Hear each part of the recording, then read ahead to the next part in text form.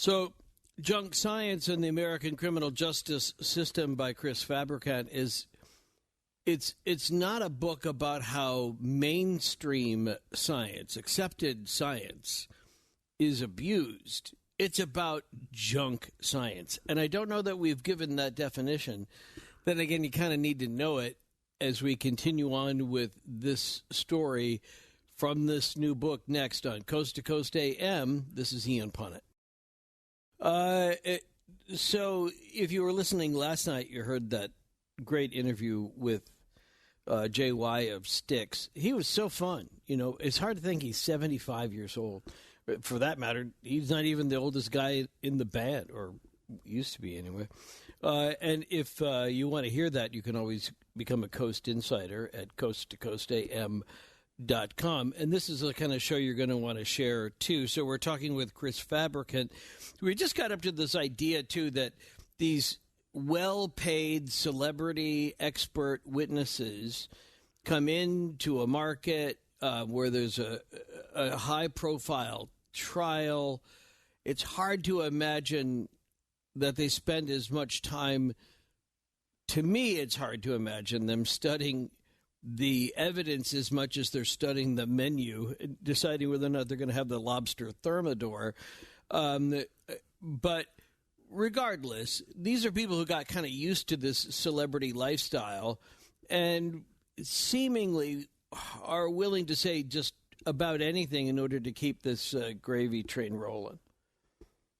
Yeah, I mean, that's often true. You know, I mean, it's not true with all junk scientists. You know, much of it is in, you know, the way that I define junk science in the book is subjective speculation masquerading as scientific evidence. You know, it sounds like science, you know, it looks like science, you know what I mean? And there's lots of scientific jargon being whipped at the juries, you know what I mean? But there's really no research to back it up. It's just somebody's opinion. Right. And the subjectivity is a really important piece of this, because with subjectivity comes bias, and it's not even conscious bias. Cognitive bias is subconscious. And so often what, you know, we see as humans, what we want to see and what we expect to see. And I'll give you an example. You know, we talked about fingerprints, as fingerprints being, you know, a much more reliable technique than many other forensic techniques, but you can make it pretty junky. And, you know, there was a famous misidentification of Brandon Mayfield for the bombing of the commuter train in Madrid, Spain in 2004, based on a false fingerprint match. And Brandon Mayfield was a mild-mannered, I tell the story in the book, he was a mild-mannered lawyer in Portland, Oregon, who'd never been even out of the country. And what happened was, though, is that there were blast caps found at the scene of this devastating crime where hundreds of people died and thousands were injured. And they found a latent prints on the plastic bags that contained the blast caps. And they weren't very high-quality prints. And then they were matched to Brandon Mayfield, who had done a stint in the Army, and that's why they had the prints. And he was arrested and held incommunicado for weeks, and he kept insisting that this was not my fingerprint. And so his defense attorneys hired an independent expert to re-examine the prints, and he concluded that they were Brandon Mayfield's. And so then the court, in an extraordinarily rare move, appointed another expert, another independent expert, highly qualified, and to do another analysis. And that expert concluded that it was Brandon Mayfield's print. And it wasn't until the Spanish authorities identified an alternative suspect who was much better fit for this crime and a known terrorist that the FBI admitted that they were wrong and Brandon Mayfield was released. And, you know, when the aftermath of this was a thunderbolt across the forensic community, because fingerprints are thought to be very reliable and unique, you know, that everybody's fingerprints are unique, which is not a scientifically validated fact. And what's more important, fingerprints, that we don't know how similar two prints are, because with latents, you're just talking about smudges at crime scenes. And so Dr. E.T.L. George did a really, really interesting study after this. And what he did is that he took a group of highly qualified forensic experts, latent fingerprint experts, and he gave them casework and asked them to do an evaluation. What was clever is that he didn't tell any of these experts that they were evaluating their own prior casework. Oh, these were prints that they had already come to ow. conclusions on. Right. And the only thing that he changed was the irrelevant case information that was included in the case file. Something like Sure. a suspect confessed, or there's an eyewitness, or something like that. Right. 3/5 of them, 3/5 changed their original conclusion based on totally irrelevant information that had nothing to do with the fingerprints at all. Right. So that's the power of the mind to see Sure. what we want to see. And the reason compliance. experts, right? And a need to want to belong, or a need to feel right. Right. And so they rely on all these other case facts. So, Lowell Levine, when he was examining the injury on Teresa's prone thigh, Keith Harward had already been, he was under arrest. He was a known biter. He matched the description. And I'm sure he felt like he was right, and then there was another dentist who backed him up, even after all these, him being originally concluded or excluded from, from having made the bite mark. I had forgotten about the Marv Albert case until you mentioned it. Right. Yes. I mean, that's the other dentist in Keith Harward's trial went on to fame and testifying, and there was bite mark evidence in Marv Albert's case. Poor Right. guy, or poor woman, really. Right. And when you see, and I found, these early news articles about Keith Harward's trial, and they said that they spent over half an hour just listing Lowell Levine's credentials to this jury. Somebody that was a totally made-up field had a half an hour of credentials because he had trained all over the world. He'd written articles and textbooks, and he testified coast to coast. He testified in the Ted Bundy case, on and on. And the jury was just mesmerized. And we have to remember that Keith Harward was charged with a capital crime. And he got, and he testified on his own behalf, presented his alibi, and he was convicted. And the only reason that he's alive today is that his parents got on the witness stand and begged for his life. Right. It was the only time in Keith Harward's entire life that he had seen his father weep was from the witness stand when, he was on trial for his life for a crime he didn't commit. So how is that indicative of junk science? One might say, well, it was imperfect, but eventually, they find out that there are enough mechanisms in place that will find that will free the innocent. That I write a fair amount about that, and that's just nonsense. If you think about, we have 2.3 million people incarcerated in this country and various forms of incarceration in this country.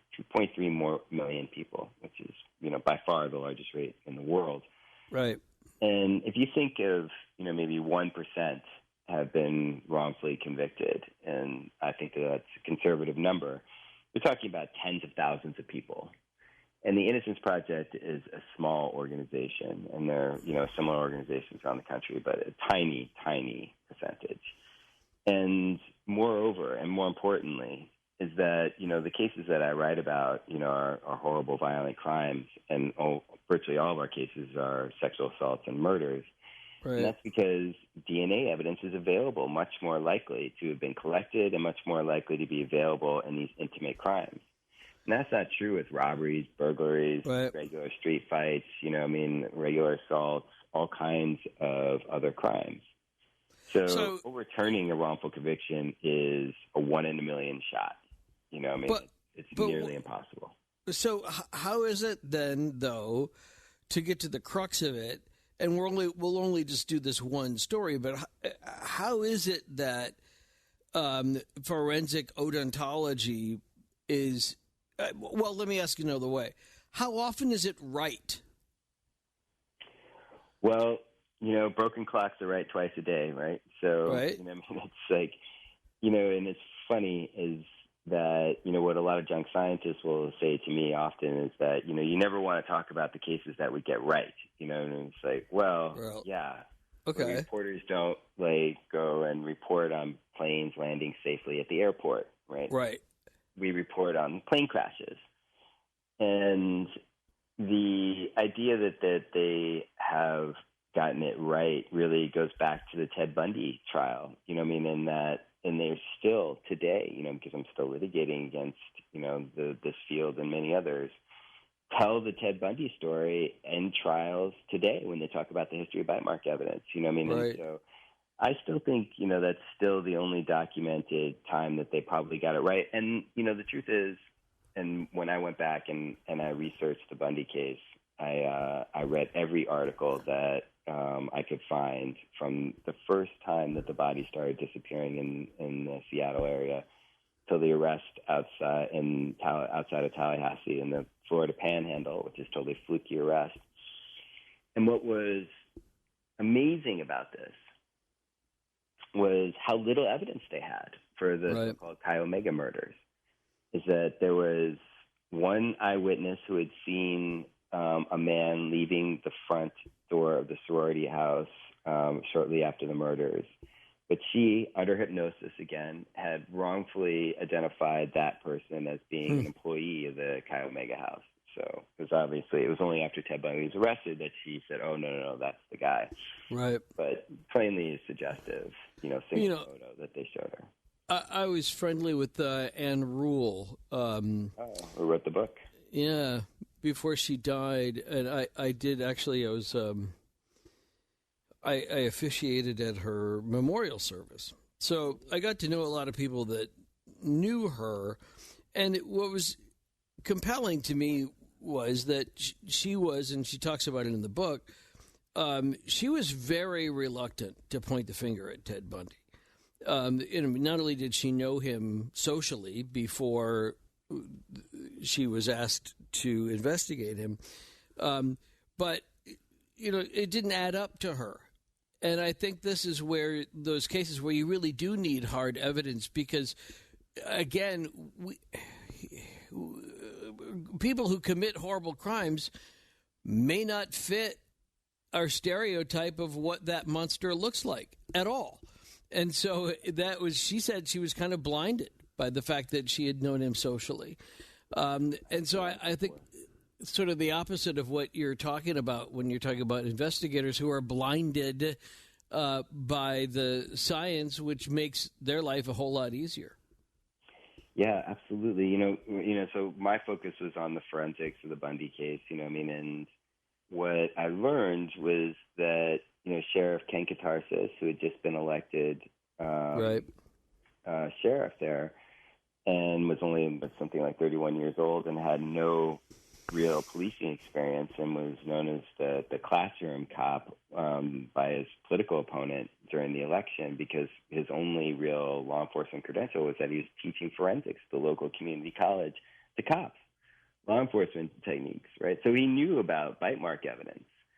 And I found the reporting on the original press conference that he gave after Bundy's arrest.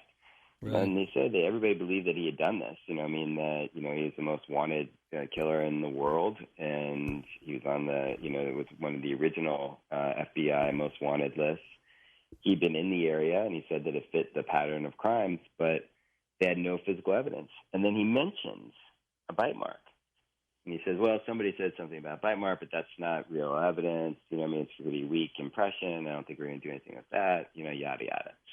So they went on, and then similar to the Keith Harward case, months and months passed without an indictment on those cases, and massive amounts of media pressure were coming down.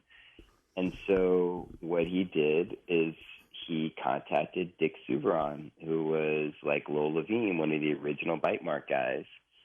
And Souveron delivered, and he and Lowell Levine both testified at that trial. And, you asked me about how often they get it right. So, I've seen the injury of that they said was a bite mark. Could be, it might not be, and there's really no way to tell. So even though that they testified and they are credited rightly with, securing that conviction, they could have been completely wrong, and there's no way that any of us would know.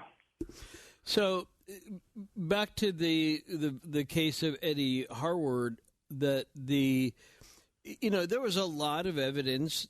It was what he was wearing, or accused of what he was wearing. You can grow or shave a mustache. I mean, that's not much of an indicator of somebody's guilt. But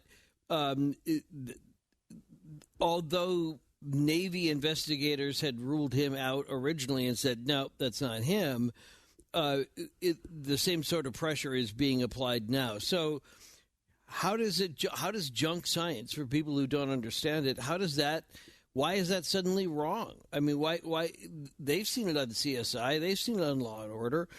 What are we getting wrong when it comes to bite mark evidence? Really, it's true with a lot of, and it's not just bite mark evidence. It's the subjectivity that we talked about before. And there's no effort to shield irrelevant information from these experts, right? So there's no reason that Lowell Levine needed to know that Keith Harward was a sailor, or that he'd been accused of biting his girlfriend, or that he matched a description. Nothing about any of that was relevant to whether or not his teeth could have made that mark. Nothing. Right. Zero. Right. And so that's a huge part of the problem. And another part of the problem, this is true with, almost all forensic techniques, particularly traditional techniques, is that there's no measurements taken, right? So this is just eyeballed, right? So this is why fingerprints can go wrong, is that you're just making a subjective judgment as to whether or not two things match. Right. And when that happens, your eyes tend to see what they want to see, and what they expect to see. And this is, it's called confirmation bias. Right. And that when you're looking for something in a place where you think that you're going to find it, that's where you tend to see what your mind tells you what you expect to see. So I'm not saying that any of these people are doing anything deliberate. It's just that they were wrong. They were engaged in junk science, and the beauty and the tragedy of junk science is that you can get it to say whatever you need it to say. And that's why they're very useful prosecution tools. Is that, they're going to be very, very persuasive.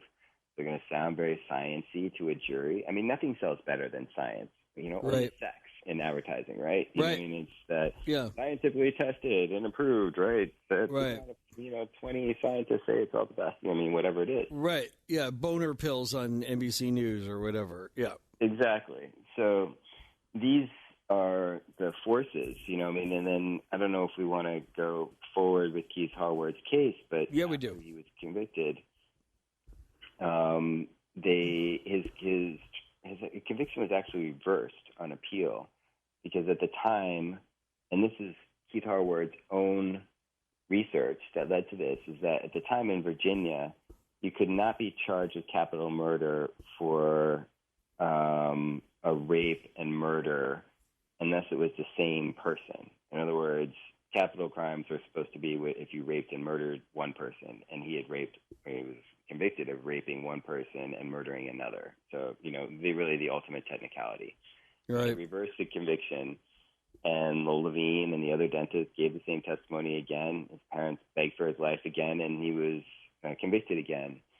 And what Mr. Harward would tell you is that he gave up hope completely, and 33 years went by that he spent enduring the Virginia penal system, where the world passed him by. He never got married, never had kids, never had a career. His, the internet happened. There was just, a whole world just, passed him by. His parents died, never seeing him outside of prison walls. His brothers, who had been at the trial, had drifted away and had full careers and families and retired. And then, we started the strategic litigation department at the Innocence Project, and I was hired to begin. And I don't become a character in the story in the book until about halfway through. And this was, the first case that we went and looked for. And you can't help it because you're such an instrumental actor. You're such an instigator that you have to be. So this is not a case where it was like a vanity play or something like that where you wanted to be a part of it. All right, that's where we're going to pick it up. And I think it's only fair, since we left the other two stories undiscussed, if that's such a word, then let's find out what happened. We'll give you a conclusion about this case on Coast to Coast AM next. Just heard an interesting story. It was tweeted to me or X'd to me at Deacon Punnett, and it's about the Sarasota County Sheriff's Office going to, quote, outrageous lengths to make law-abiding lonely guys into sex offenders.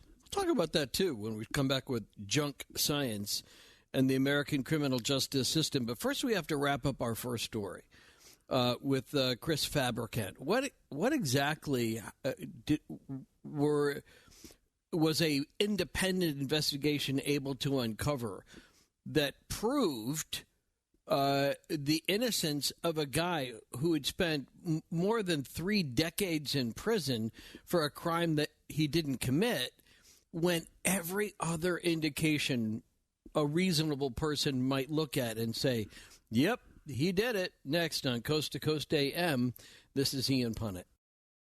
Talking with Chris Fabricant, and we'll do the lines coming up at top of the hour, not open lines, but we'll take questions and comments for Chris about this on the way on Coast to Coast. The Junk Science and American Justice Criminal System book is similar to the and I don't say similar, but I mean they follow the same thread as that Netflix series, which was super good, about the Innocence Project called the Innocence Files.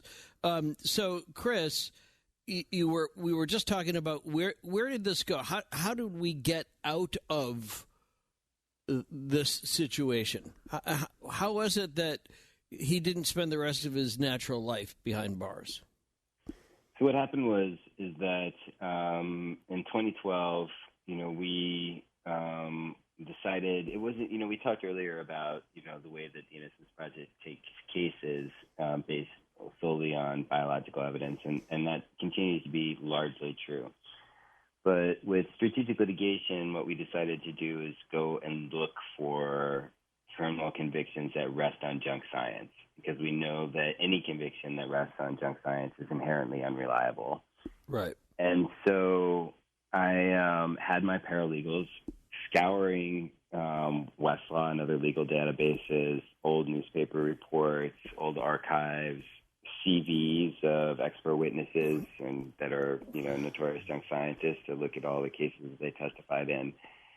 And my paralegal, Eric Pilch, he came across Keith Harward's the appellate opinion in this case. And he sent the opinion to me, and he was like, hey, Chris, check this out. And so I read the opinion. And it talks about, how grotesque the murder was, and all of the facts of the case. But what was, to me, really, really surprising, having, read, feels like, tens of thousands of legal opinions, was that usually an opinion like this really makes the person out to be obviously guilty. Right. And it felt like, between the lines, that there was some skepticism in the appellate opinion. But it pointed to case law that said bite marks were valid and reliable, and it said if they were believed, then he was obviously the killer. But if you were skeptical like I am about bite mark evidence, he sounded innocent. And I was looking at the facts of the case, and you could see that they had, if any of this evidence was reserved, it would be all over this crime scene, right? Because it was a long sexual assault. They had smoked cigarettes together. They had drank Pepsi together. There are lots of opportunities for DNA evidence to be there. But, of course, it had been since the 80s, so you never know. And, we're looking at, dozens and dozens and dozens of cases. And so I had a legal fellow follow up on it. And at some point, he called the Virginia Supreme Court, and they have a lot of records from, various cases in storage. And he was looking for the transcripts for the trial. the original trial, and because we were trying to piece together everything that had happened to it, and I should actually go back to after when we first got the case, I wrote to Keith Harward and asked him if he was because he'd written to us years before, but we had never gotten to his case, and he was like, "Are you still interested in representation?" He was like, "Oh yeah," and Keith Harward was dying in prison at that time and terrible health care and needed the surgery immediately. And to be frank, and I wrote about this, I thought he was going to die before anything could be done with his case. And right. We at the Innocence Project have all had clients die in prison that we thought were innocent. And that's, really, really heartbreaking. Sure. And so we signed him up and we were looking for the original transcripts. And then the legal fellow got one of the court officers on the phone and asked him to look for the transcripts, and they couldn't find him. But he's like, we have this box of evidence here. Are you interested in this? How about that? Yes. Yeah. So right. Don't touch it. We want it. We'll be right over. Right. And so inside that evidence box was the original rape kit that had been wow. to Teresa Perone. Wow. There was a diaper. There were cushions from the couch in which he'd been assaulted on. It was all there. And, that's just, a one in a zillion chance. Oh, sure. Happens, and what is maybe equally unlikely, and this is a real tragic aspect of Innocence work, and it happens every day, it's happening in lots of our cases right now, is that prosecutors will refuse to test the DNA evidence and will litigate against the testing of evidence and point to the principle of finality, and that jury's verdict should be final. And then sometimes we can't get DNA testing. And I could never understand why a prosecutor wouldn't want to know the truth and what they would be afraid of. But to their credit, the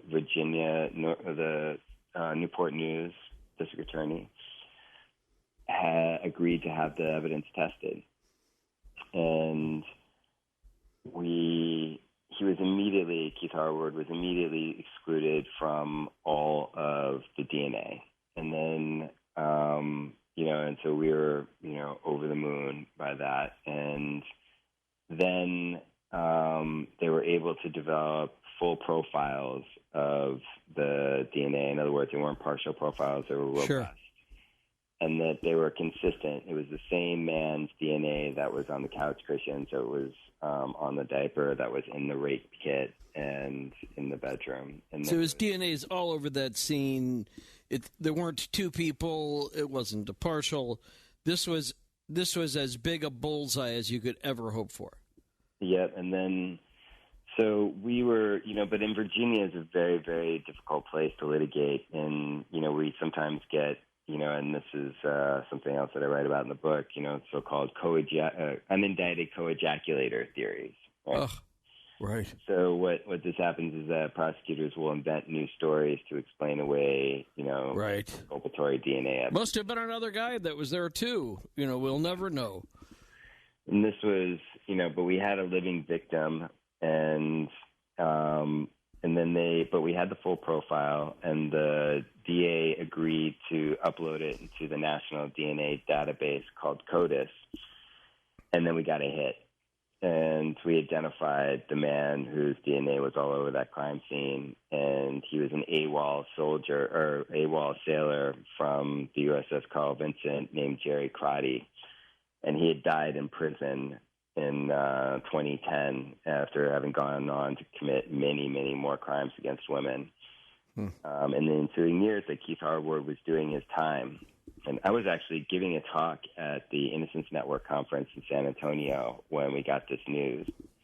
And I got off the stage, and with my co-counsel, Olga Axelrod and Dana Delger, we were all there, and watched a news conference by the Virginia Attorney General, who, after they got the results of this, and we were already litigating to get him released in the Virginia Supreme Court, and the AG asked the court to expedite and admitted that they were wrong, that they had gotten the wrong man, which is also just, astonishing thing. And so we watched this. We all got the next flight to Virginia the next morning. We flew to the prison in Norwalk, and he was going to be released, the next day, and which is, head-spinningly fast. And Mr. Harward, and spent the night before as a free man, but they couldn't let him into general population.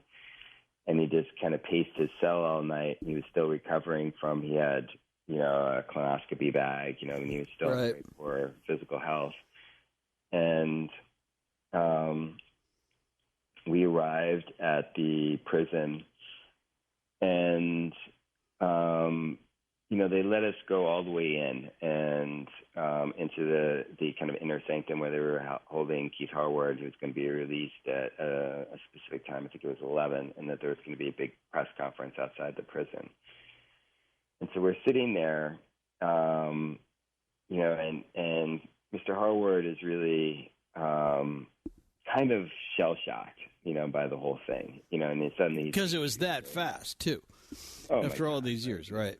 Right, 33 years. And so then we're sitting there waiting for the appointed hour, and, and suddenly the inner door creaks open, and two old men the civilians come hobbling in, and I hear this gasp behind me from Mr. Harward, and he gets up and he shuffles over to him, and it's his brothers. They had let him into the prison, and they just collapsed into each other, and they hadn't seen each other for 20-some odd years. And they're reuniting like this, and it was, and, some of the other scenes that I write about in the book are, where I feel very privileged to have been witness to. Right. And also just kind of, blown away by it, and as we walked out to do his press conference, I was chatting with his older brother, who was in his 80s, and who had gone to the trial every day and had always believed in his brother's innocence, but he was telling me about Lowell Levine's courtroom presentation that it was so mesmerizing and so persuasive that he began to doubt his own brother's guilt. Right. He said that, what are my baby brother's teeth doing on her thighs?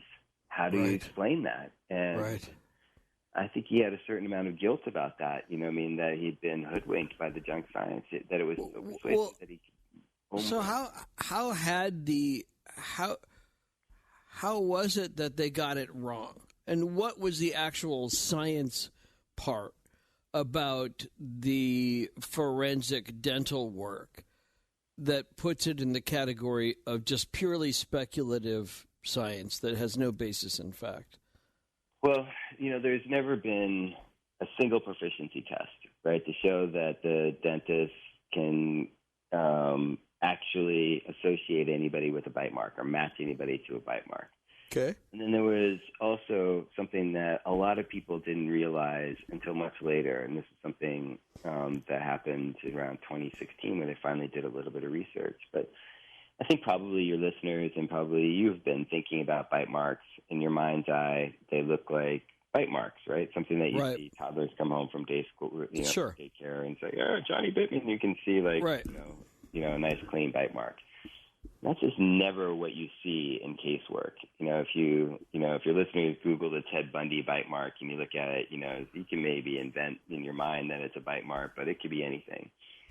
And because nobody was ever there, right? Nobody watched this happen. And, Teresa Prone, in this case, you actually knew that it was bite mark. But if you talked about it in terms of the technique in general, is that we assumed that that wasn't really an issue, but they did a study in 2016, and they took all the most experienced, qualified, to the extent you can be qualified in junk science, experts in the field, and gave them 100 different photographs and casework of entries and asked them to make a statement. Is this a bite mark or not a bite mark? Or is it inconclusive? And these experts were all over the map. Some said it was, some said it wasn't. They're about a third on all of them, and that you don't have any reliability there. So if you have two experts that are looking at the same evidence and coming to opposite conclusions, you have a strong indicator that it's junk science. And what was incredible about that particular study was that there was only one injury that they knew ground truth. In other words, they knew what had created it. And somebody had cut themselves with a box cutter, and he looked at it and he said, geez, that kind of looks like a bite mark. And so they included it in the study. And that was one of the very few of the 100 different injuries that they looked at where there was close to unanimity on that it was, in fact, a bite mark. And it was the only one that they knew was not a bite mark. Right. So there's that. There's subjectivity. There's ever-changing skin. There's really nothing that could ever be done reliably about bite mark evidence. So, but it's still being done today? Yes. It's still admissible in all 50 states. Okay. And just last summer, I guess it's not last summer yet. It's in June in New Jersey, a prosecutor was trying to get it admitted in a homicide case, and I got involved in the case, and as soon as we started litigating it, they withdrew the evidence, and they didn't want to deal with having to defend it. But it's still admissible. Yeah. Every technique that I write about in junk science is still admissible today. That's terrifying. Absolutely terrifying. Before we started back up again, I had shared a story from a guy on Twitter who had sent this to me about how this one sheriff's department in Florida seemed to have it as part of their policy to try to lure innocent people in what we might consider to be kind of classic frame-ups. In this case, it was a 20-year-old guy who had lived alone, and there was somebody who posed as a 14-year-old girl, and he's rebuffing every attempt that she's making to engage him in a sexual conversation or exchange nude photos. It's not that he doesn't continue in the conversation, but he keeps it really generic. And there is no one moment where he says to her, hey, what do you say? Meet you at the Denny's or whatever, or let's run away. There isn't anything. It is nothing about sex whatsoever, and she keeps bringing it up, or the police investigator posing as this 14-year-old. So is the same thing true with junk science, that there are areas of the country that are more inclined to use it, more, district attorneys that are more inclined to try to cut those corners by using junk science? Yes, absolutely. It's funny is, I write about it, in the David Wayne Spence case in Texas is a good example of this, is that it's what I argue as a wrongful execution based on bite mark evidence.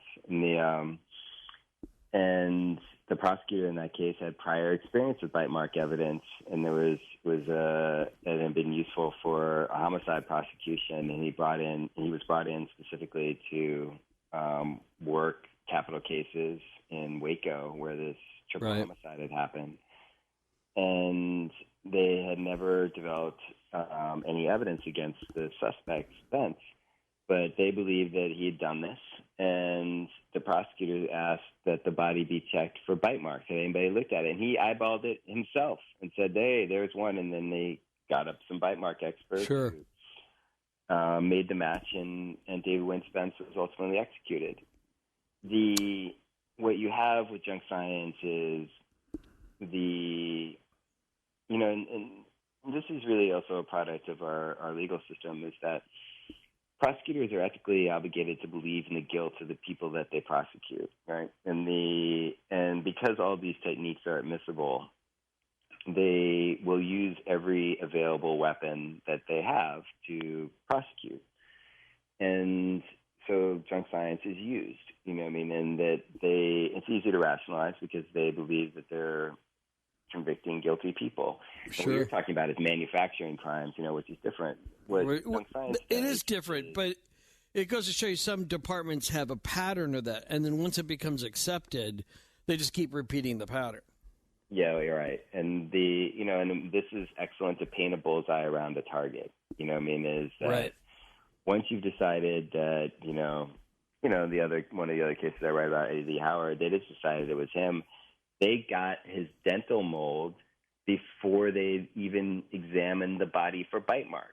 Right? They just said that we're going to find some bite marks in his body, and we're going to match A.D. Lee Howard's teeth to it, and that's going to be it.